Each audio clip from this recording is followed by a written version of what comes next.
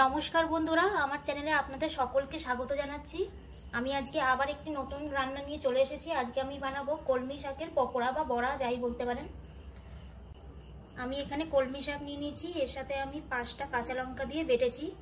আর কলমি শাকটা বাটার আগে আমি নুন আর হলুদ দিয়ে একটু ভাপিয়ে নিয়েছিলাম।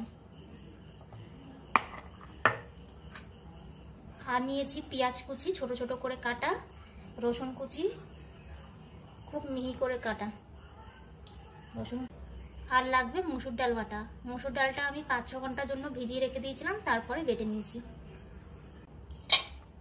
শাকটা নিয়ে নিয়েছি, এর মধ্যে আমি ডাল বাটাটা দিয়ে দেবো।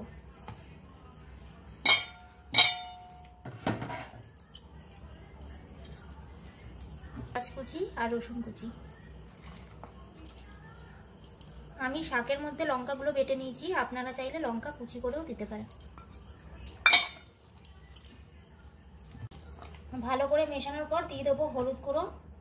হলুদ গুঁড়ো খুব সামান্য দেব, কারণ শাকটা যখন ভাপিয়েছিলাম তার মধ্যে আমি হলুদ দিয়েছি।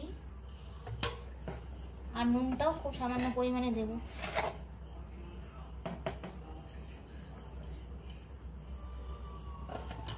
অল্প করে কালো জিরে দিয়ে ভালো করে মিশিয়ে নেব। ভালো করে মাখা হয়ে গেছে, এবার আমি বড়াগুলোকে ভেজে নেব। আমি এর মধ্যে তেল দিয়ে দিচ্ছি। বড়াটা একটু বেশি তেলেই ভাজা হবে, একটু বেশি পরিমাণেই তেলটা লাগবে। তেলটা গরম হয়ে গেছে, এবার আমি একে একে বড়াগুলো ছেড়ে দেবো।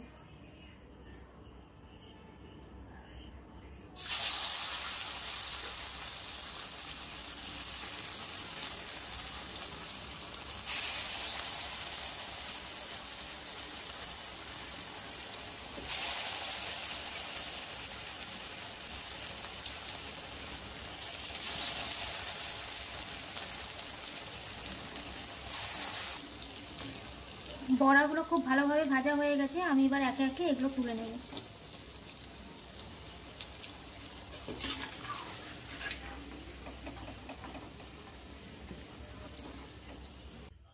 কলমি শাকের পকোড়া বা বড়া একেবারে তৈরি। আপনারা ঘরে বানাবেন আর বানিয়ে আমাকে জানাবেন যে কেমন হলো। ধন্যবাদ।